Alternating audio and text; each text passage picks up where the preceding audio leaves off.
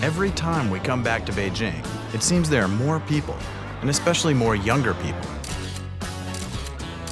This is so different from the China that we grew up in. It used to just be coal dust and Mao suits. Check it out. The founder of Communist China on a clock. China is urbanizing at warp speed, with people our age flocking to cities like Beijing. That's one reason Beijing has expanded 20% in the past 10 years. But what does this capital city offer China's younger generation? And how do their new lives in the city affect the country villages they come from? I'm Jeff Hutchins, and I'm a photographer. I'm Peter Hutchins, and I'm a filmmaker. We grew up in China, and now we're going back. To capture China in its moment of change. And there's only one way to do that. To get lost.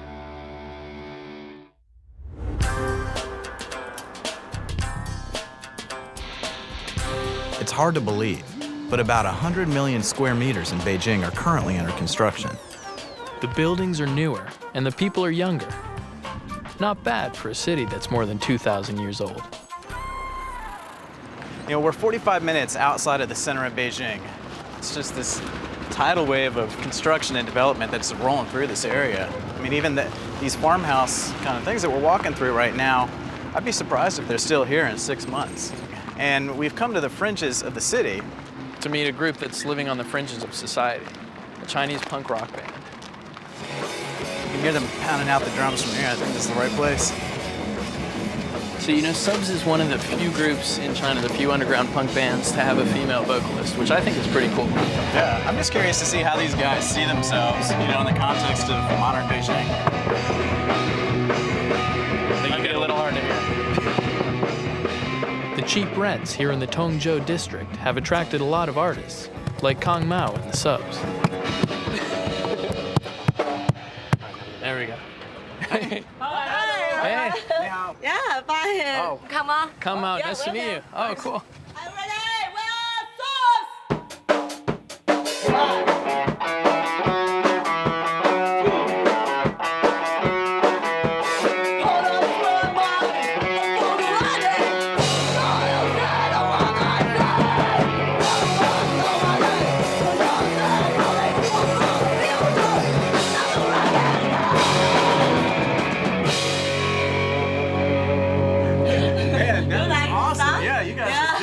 Maybe drink some beer? Yeah. Yeah? Yeah, Okay. I'd love to hear more about stuff.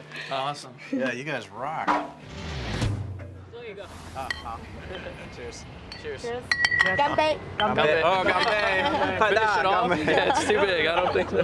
What is it like to be punk in China? Do people look at you, or do they think you're different, or just normal? Maybe they think we are monster. You're a monster. Really? And most Chinese people don't know what is punk.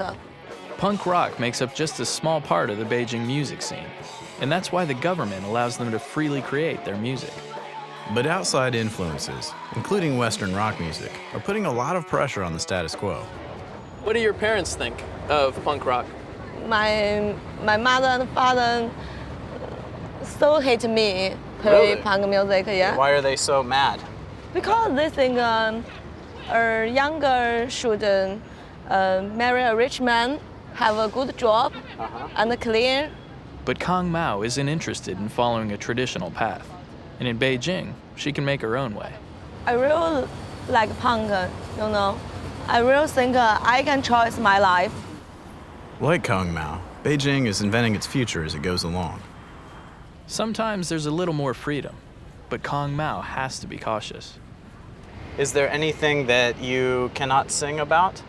Yeah, of course. Yeah. Yeah, of course. Sometimes we sing in English is safe a little bit. It's a bit safer. Yeah. For example, we have a song named Brother. It's about from 1989. No, I'm sure that's pretty sensitive to talk about that stuff. 1989 was a tense year in Beijing. Pro-democracy protests ended in violence in Tiananmen Square. But the government has eased up a bit since then. and voices like Kong Mao's are starting to be heard. We're gonna get to hear them play tonight. All right, Thanks. We'll see you Yeah. tonight.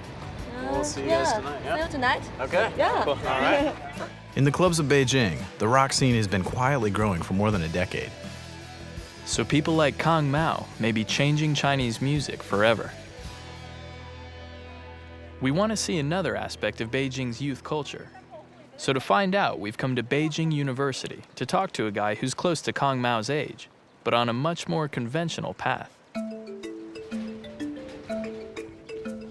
Beijing University, I mean, it really is beautiful.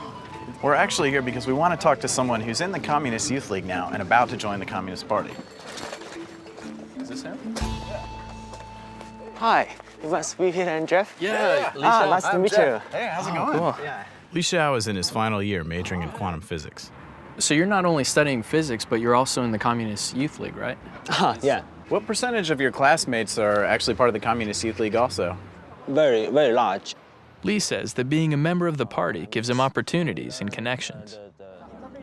It's interesting that he sees joining the party as a choice.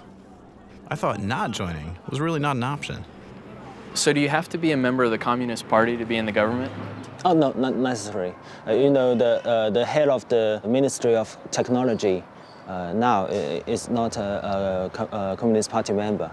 Really? Has that always been the case? No, it's just within the 5 or 6 years when the President Hu Jintao came into the head of the party. He wants to make an important transformation that the government is relatively separate from the party. I ask Lee how the Communist Party is changing, and what he says is surprising. They want someone can give their own opinion and put some suggestions rather than just agree with them and do nothing. So what do you think of something like the Tiananmen Square protests, that kind of independent thought? Actually, at the time, I was 3 years old. Yeah, I heard of that. I think it's okay for people to raise their own opinions, but it's inappropriate to do in that way. Yeah, the most important thing is that it should not disrupt the society. I wonder how Li Xiao feels about his own future. Is he as idealistic as our friend the punk rocker? Is money important to you? Science is more important for me. Li Xiao and Kong Mao are taking advantage of the new opportunities in Beijing. But I wonder what it's like in China's provinces, beyond the bright lights of the big city.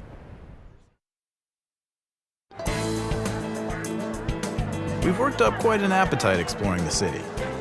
So we decide to grab a bite to eat. The Chinese are pretty much known for eating everything. Yeah, well, there's even the saying in southern China that we eat everything in the air except for planes, everything in the water except for submarines, and everything on land except for a car. It's pretty true.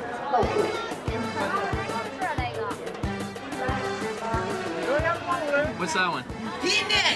Oh, okay, all right. very good. Oh yeah, let's. I'm gonna take your word for that. Let's stick on this side of the table here.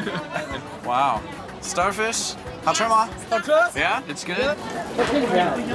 Starfish， 怎么吃这个? How do you eat it? 咬着吃，半开吃。 Everything? 直接咬吃 ，OK。 it's not too bad at least. Halfway edible. We're going from starfish to our favorite Beijing punk rock star. This is the club where Kong Mao is playing.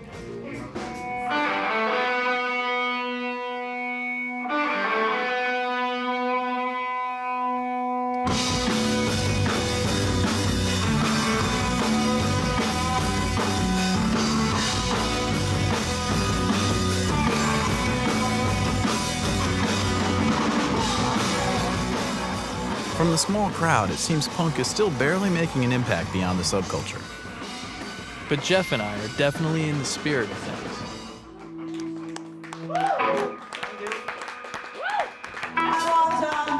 听到了 Jeff sing on stage. Gotta sing 1, 2, 3.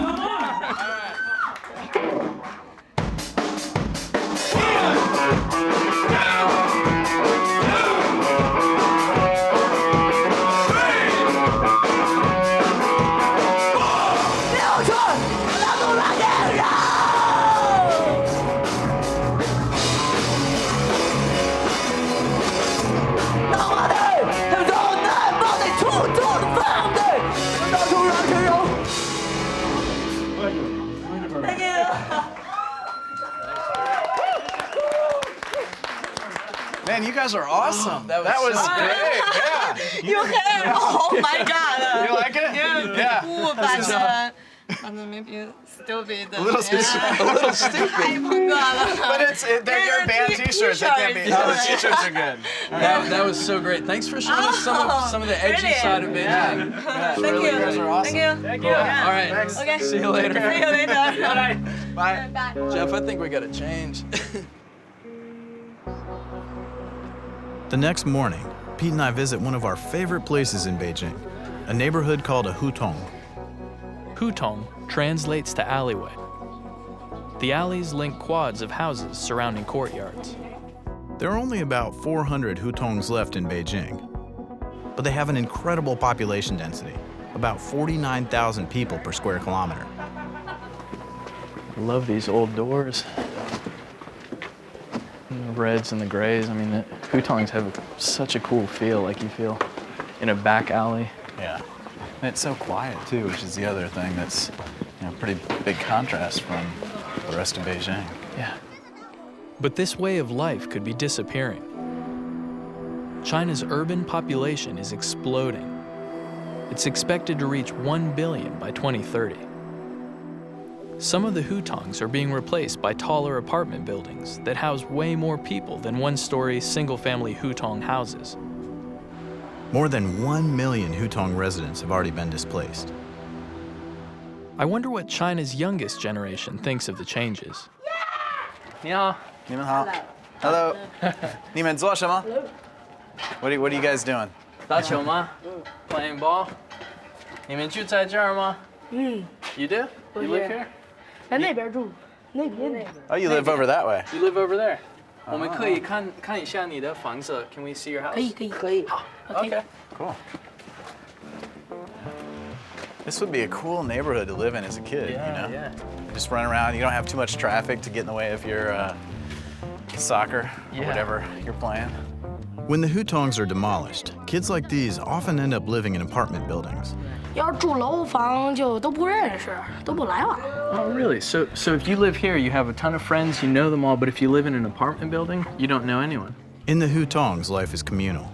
It's all about connecting with your neighbors. Dozens of households share a single entrance and even public bathrooms. This is cool. Yeah, this is cool. This looks like one of the kind of older ones too. It's great. You know, they call these places 在园, which means eclectic yards, because these used to be, the courtyards of gentry, and then people just started subdividing them and building, all of these crazy places. Yeah, and it's neat how many families actually usually live in these places. It's very cool. 哎，你好，你好。哎，让他们玩去吧，你们跟他说。他是你的儿子。儿子，这是我的儿子。是老大，你有就一个。有一个。独生子。So they have one kid. 对。我叫 Peter. 你好。你好，我叫 Jeff. 你好，你好。你住在这里多少年了 ？How long have you guys lived here? 我们在这儿才住了3年。 Oh, 哎， So you've lived here for 3 years. 你以前住在楼房吗？对，楼房。楼房。哎，为了他上学，上这边上辅学、小学上学。 So you moved here from an apartment building to the hutong. That's interesting. That's actually opposite of what so many people are doing. Yeah, exactly. In apartments, people have modern amenities, but they lose the connections at the heart of the hutongs.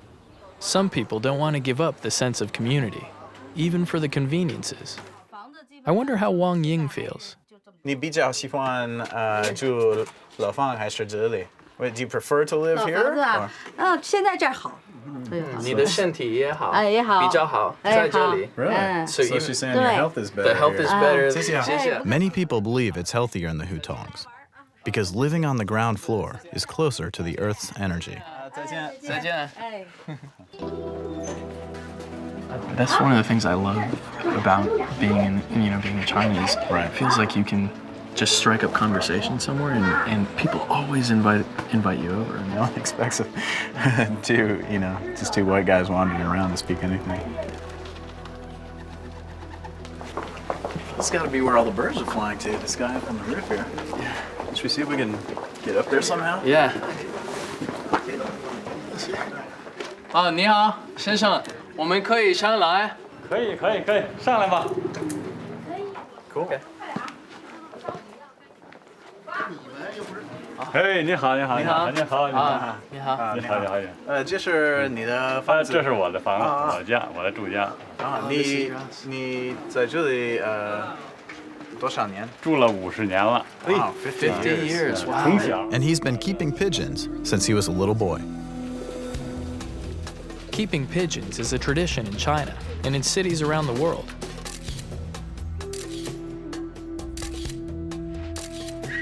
But I'll bet it's dying out as buildings get higher and higher, especially here in Beijing. How many pigeons? 有多少只鸽子？对对有40多只，40多 More 只 than 鸽子。 40. Given the stresses of modern Beijing, the birds help him relax after work. Do you prefer to live here or in like the newer areas? 所以我比较喜欢这儿。 This is where he Yeah. was born, this is where he's right. lived, and so of course Yeah. he loves it.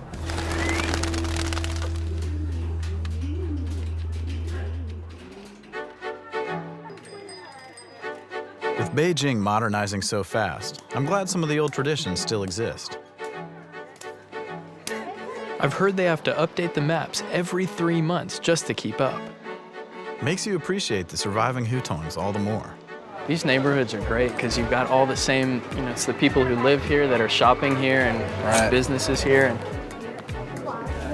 Songyobing? Songyobing, Is that really green onion pancakes. These things are amazing. They're super simple, onion pancakes, but they're delicious. All right, here we go.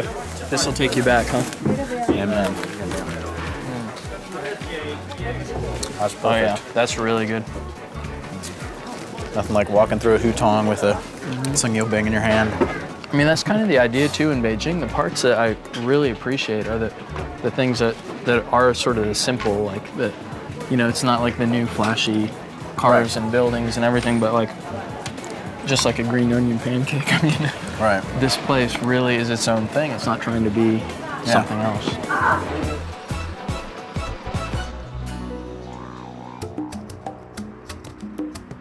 As much as we're enjoying Beijing, Pete and I are feeling a little run down. Yeah, well, we've been on the road for months. I mean, it only makes sense that we're feeling a bit sluggish today. I know, you're sporting headaches. I can't sleep a wink. We're thinking some traditional Chinese medicine is just what the doctor ordered. I've had insomnia for probably the last 10 years. About 10 years? Yeah, Oh, it's for just long- taken me a while long to make an hist- appointment. Yeah, long medical history. Heaviness, soreness, sometimes The doctor tells me I might feel some heaviness or soreness. Okay. Yes. Yeah, right now it feels like Yes. pins in my face. Yes. Acupuncture has been around for at least 2,000 years. It's believed to have begun in the Stone Age with the use of a sharp stone to treat disease. And now it's used to balance qi, life energy. Some modern studies suggest that acupuncture stimulates the nervous system, which emits biochemicals that promote healing. Okay. Ooh. What kind of feeling? That one was a bit, didn't feel good. Dr. Wu Li Hong uses a special method to unblock my qi, so I can sleep. He applies a very low-level electric charge to the needles. I can feel the electricity coming through. It's like little pulses. Definitely stronger than a shock. Yeah, it's not comfortable. I wouldn't say it's comfortable. I hope the doc can cure my headaches without using too many needles. I've always had a bit of a fear of needles. What is this called? Cupping? Cupping. Oh. That's such a weird feeling. Cupping is a therapy over 2,500 years old. It improves blood circulation by bringing fresh blood to the area. It can also open up the lungs. It's most often used to treat aches and pains and respiratory illnesses such as chest congestion and wheezing. Your skin just starts getting sucked into the glass. I guess the flame creates some kind of suction. So I'm being poked and pulled, and I don't even get to see it coming. For you, I think maybe 3 minutes to 5 minutes is enough. So do you find in Beijing, even with newer types of medicine or different types, do a lot of people still use acupuncture? Yeah, This different hospital and different treatment for patient. For example, our hospital is acupuncture hospital or traditional Chinese medicine hospital. Most patients use herbs and acupuncture. Chinese medicine doesn't have any side effect. Oh, okay. And also is for economic. Oh, it's cheaper. Cheap. Okay. Is that all of them? Okay. He tells me it'll be a couple of days before the circles disappear. Everyone is finished. Thank you so Yeah, much. you're welcome. Welcome. Cool. Oh, okay. Yeah, thank you very much. You're welcome. That was great. So I should sleep okay. like a baby. Okay, I hope you have good sleep for tonight. Thank you. Okay. After a treatment that puts us a little outside our comfort zone, we're ready for some Chinese comfort food. You getting hungry? Yeah, I could definitely go for something to eat. I think there's the dumpling place just up the road, the Jiazi place. Yeah, it's not too far. Unless this is it. No way. Sure hope this isn't it. Oh, this is totally it. Jeez. You're kidding me.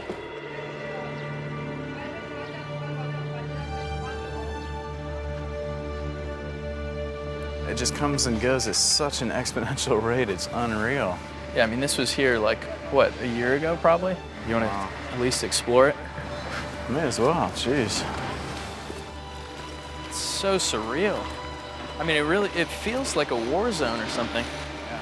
Just walking over rubble. Hey, check out the mannequins.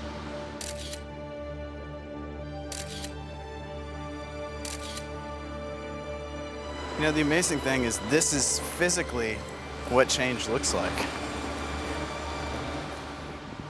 The speed of change is staggering too. In just 2 years, 120,000 homes were demolished, and more than 300,000 people were displaced. With all the destruction, it's good to see this hutong restored instead of torn down. I wonder whether people will miss the old architecture and the way of life once the newness wears off.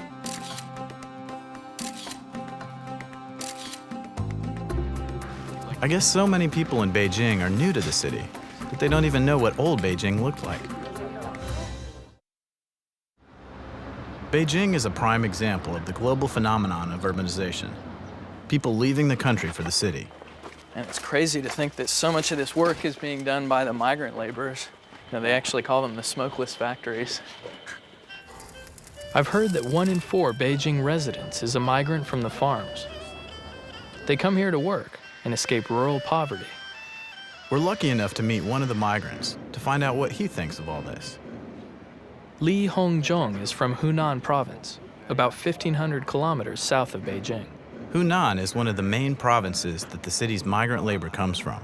你为什么现在在北京? Why are you in Beijing? 因为打工，因为在这里打工的。 Okay, so he's here to work, basically. 你比较喜欢北京还是你的老家? Do you prefer Beijing or 北京。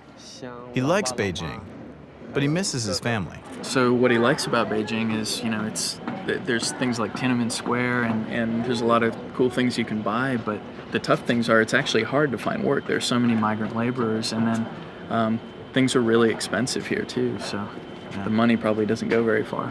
So it would take a long time for the people of Beijing to do this without all of the outsiders coming in. 你的父母在什么工作? What do your parents do? 我的父母就是在老家种地的。 So they're farmers. I guess they probably are just barely eking by, and so for him to come out to the big city in some senses and work out here is going to be one of the best ways for his family to survive, really. Mm-hmm. 再见. It must be such a culture shock for people like Li Hongzhong when they come to Beijing from the provinces. Especially when they have to work on a skyscraper, like this one. We're going to have to venture out beyond the city walls pretty soon to check out rural life. Meanwhile, we can see why the migrants come here for work. About 100 million square meters of Beijing are currently under construction. But the people who will live and work in these buildings will be from a very different strata of society. They'll be Beijing's wealthy elite. You really do see cranes everywhere here, don't you? You want to get up there? Hell yeah.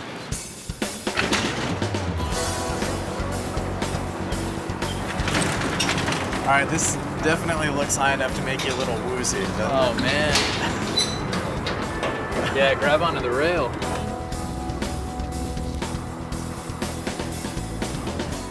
All right, Pete, don't go teetering off. Mom would kill me if I lost you.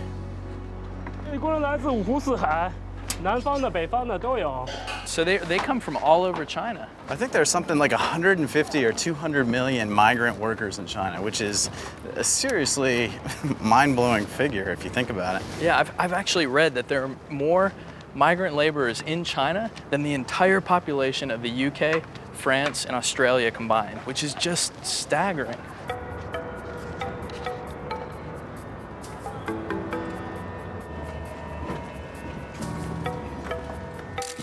Looking out over the city makes me think of how far away the migrant workers come from. But how much of Beijing is filtering back to their hometowns? Or is life pretty much unchanged in the provinces? We're going to find out. We're about to trade the urban frontier of Beijing for the wilds of Inner Mongolia. So Jeff and I are off to Inner Mongolia to find out how they're dealing with the changes.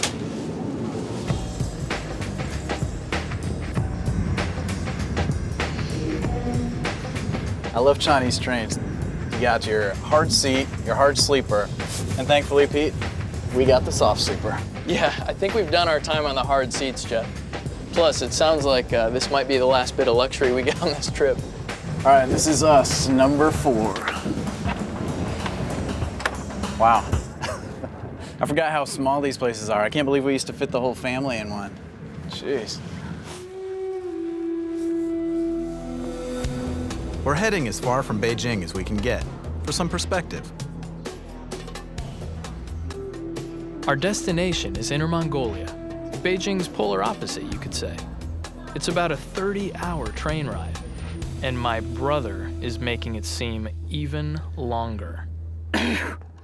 What?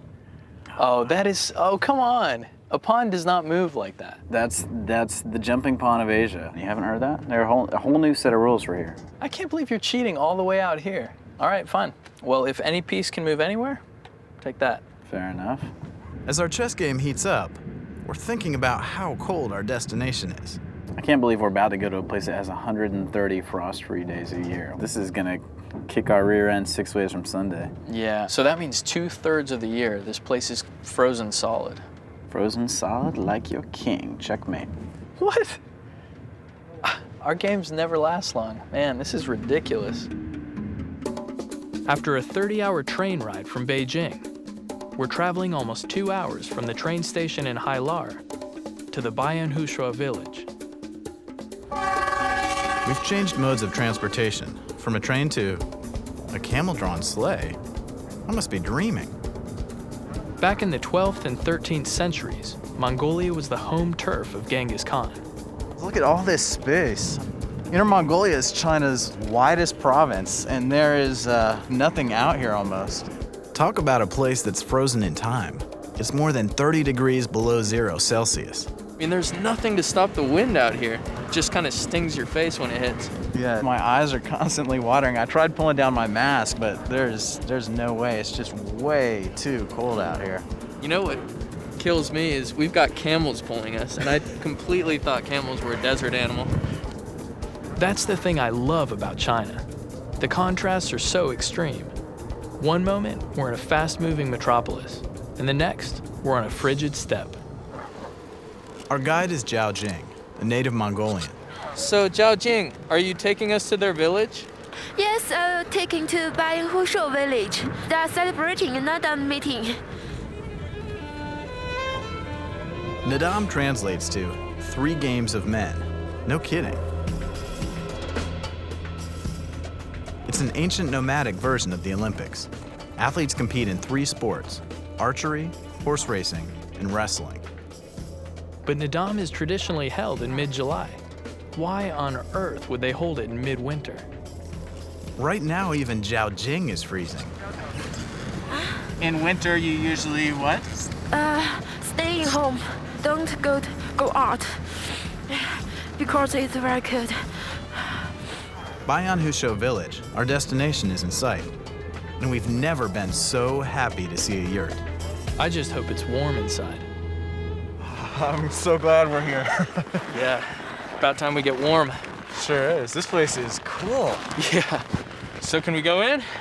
Yeah, I must tell you about some taboos about this Mongolian yacht. Okay. There's some taboos before we go in? Okay. Yes. You can't, if you enter the Mongolian yacht, you can't touch the threshold. And you don't take your whip into the Mongolian yacht. And the man must sit in the west and the woman must sit in the east. And you can't touch the children's forehead, okay? Okay, and no cursing the horseman's dog, too. Isn't that right? Yeah. I thought I heard that one time. Okay, so leave your whip outside, right? Okay. And don't touch the children's foreheads. Yes. Especially not with your whip. 你好，谢谢。你好，你好。你好， Semeno, 谢谢。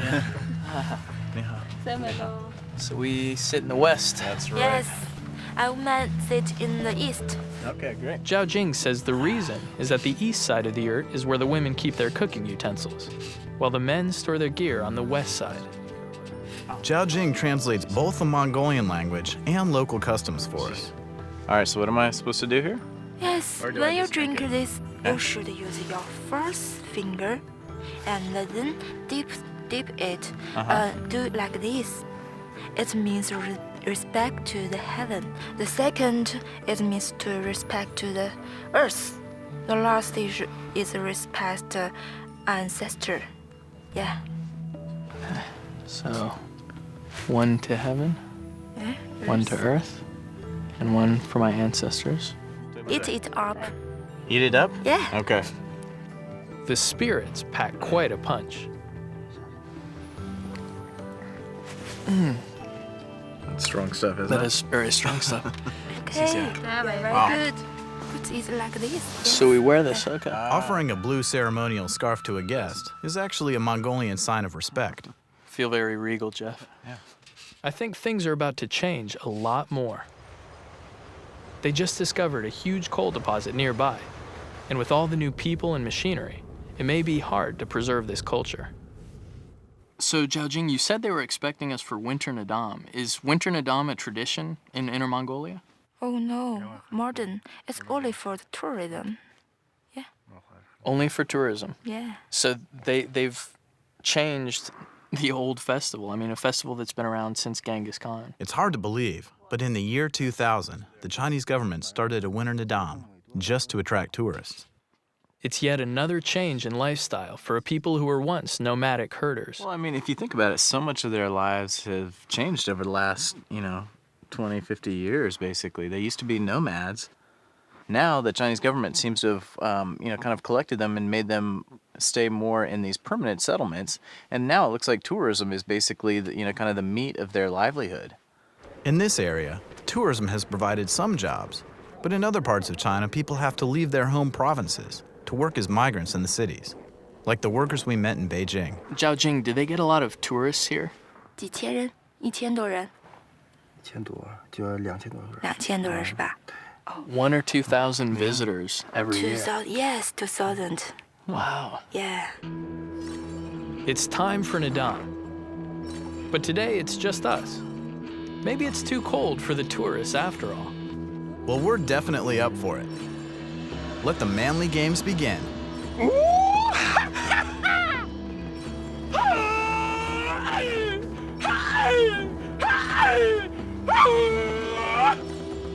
Let's go. All right, here we are at Winter Nadam. Yeah, and as far as the wrestling goes, it looks like the only rule is the first person who hits the ground is the loser. All right, you ready to dust yourself off? Yeah, I'm ready to dust you off. We start with 16 men and wrestle in pairs until the last man standing. For round one, Pete and I will wrestle each other, and that suits us just fine. I want you. I want you. Your number's up, little one.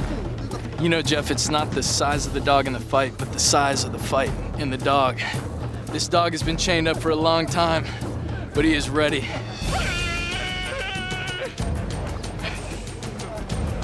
You ready?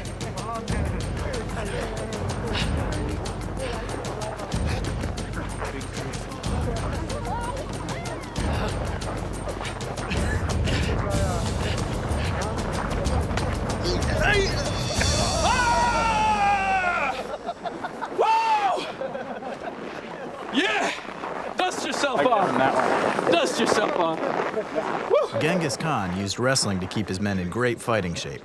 And his brothers, we love a good fight too. Sorry I had to beat you out there, big brother. Hey man, I let you win. I didn't want to have to face one of those guys. But you're gonna do great. Go get him, make us proud. He's gonna get killed out there. I beat Jeff, which is great, but now I have to wrestle one of the Mongolian guys. And genealogy shows there's pretty much an 8% chance that my opponent will be a direct descendant of Genghis Khan. And I say, better Pete than me. Oh, okay. Pete's about to get worked. They're shaking hands, but it's all ugly from here on out. He's gonna get chucked around like a rag doll. Uh-oh, he's trying the old psych him out move. See what he's got? This is all strategy here. Come on, Pete.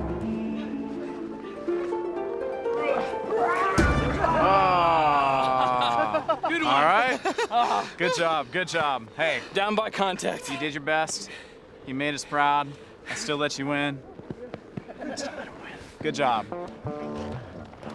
How can we be dressed like this and not walk into the sunset?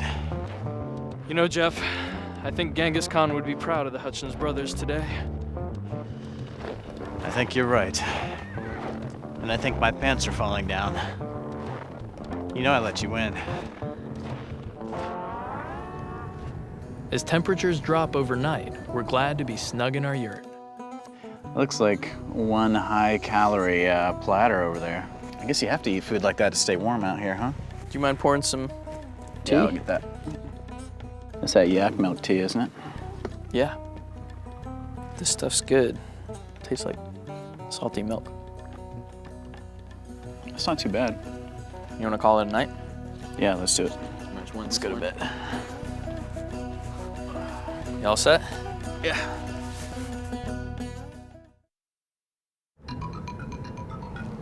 Today is the archery competition, but I doubt Pete and I can beat Genghis's kin at this game either. Oh, whoa. Jeez, that was right on. Shot. Holy cow. Whoa. Man. All right, these are the guys we got to get teaching us. Yeah, for sure. So the last time I did this was whittling my own bow and arrow when I was 5 years old. Okay, I have it upside down, that's a start. Like this. So straighten the arm, straighten the head. Hey! Whoa! Whoa! See, that's what I'm talking about. I just hit the target. I know you did, good job. I almost hit the two guys standing over there. Wow. Oh, a little high, a little high.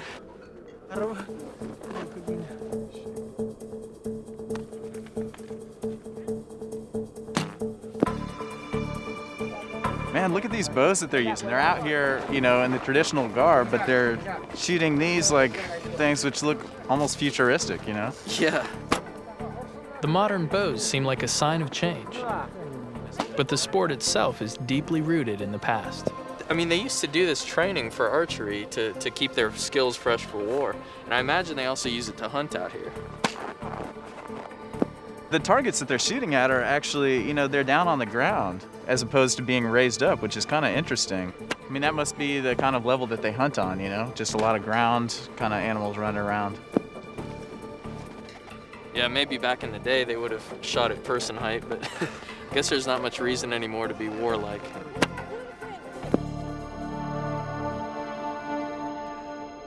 With the Nadam Olympics over, we come in from the cold and enjoy a Mongolian banquet.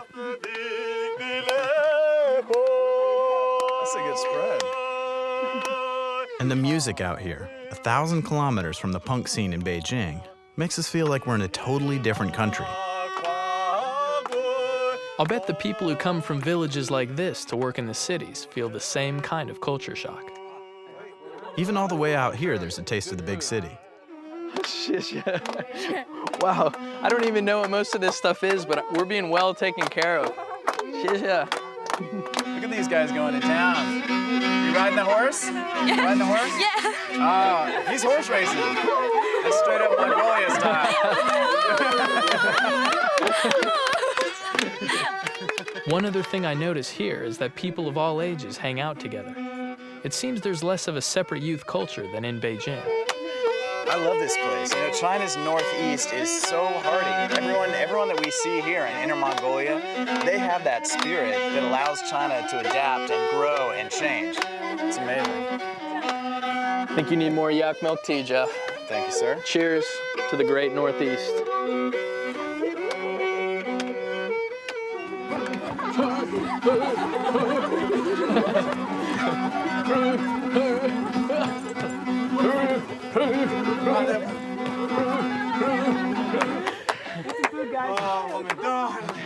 Everyone's been so kind about including us in the festivities here. But I guess in China, many people aren't as lucky. It seems to me that people like the migrants probably always feel like outsiders looking in. As for us, we're heading back to Beijing. And it feels like we're going back to the future.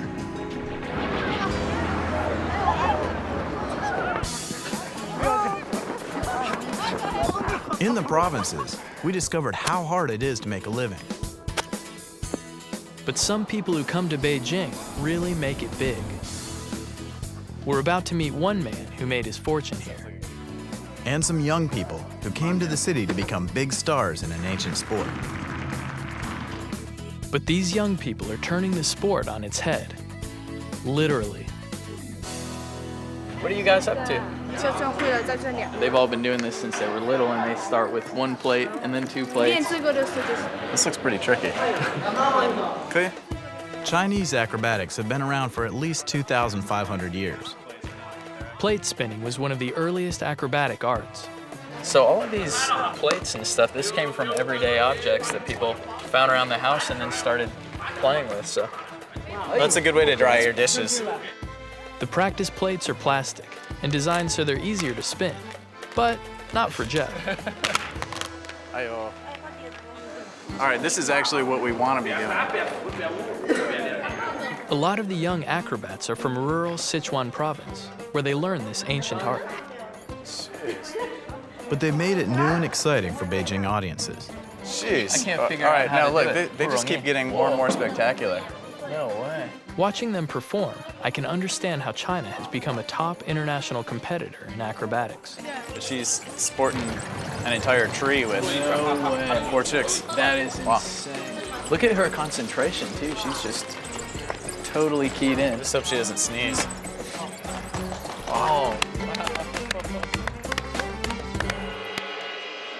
The acrobats tell us they love being here with other people their age, coming up with new ideas and perfecting their art. I think we should show them some of our acrobatic moves. Are you ready? I'm ready. I'm ready. And go. Go. Lift me up. Okay. Concentrate. Whistle. All right, I think she's going to try and get on my head.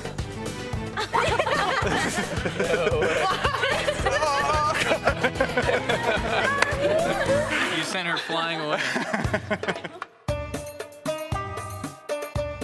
This is known as swallow play. The performers imitate swallows as they leap through the rings. Oh, nice. Nice.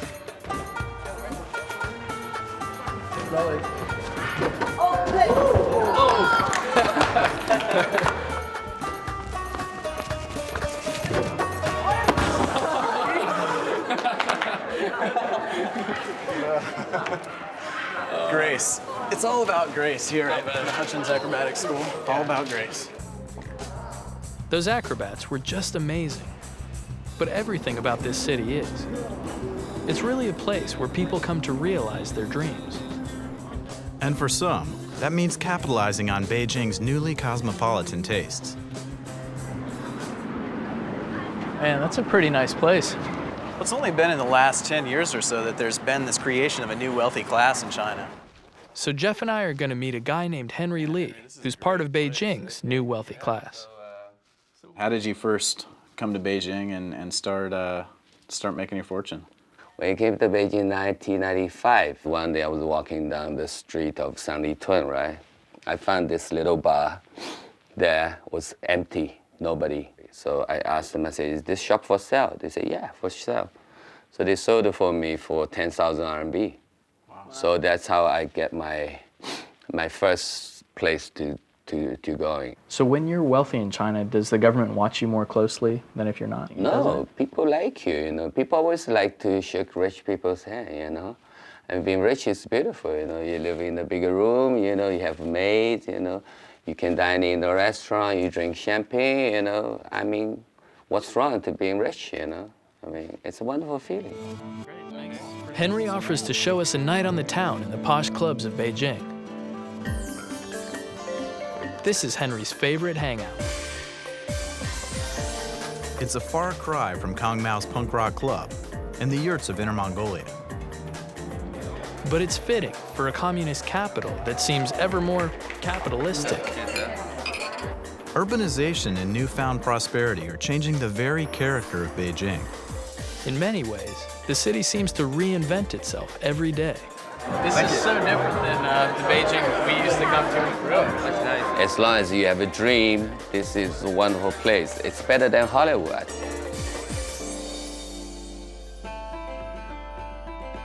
Many of the people we've met in Beijing do have a dream, whether it's a way out of rural poverty or the chance to follow their star in music, science, or business.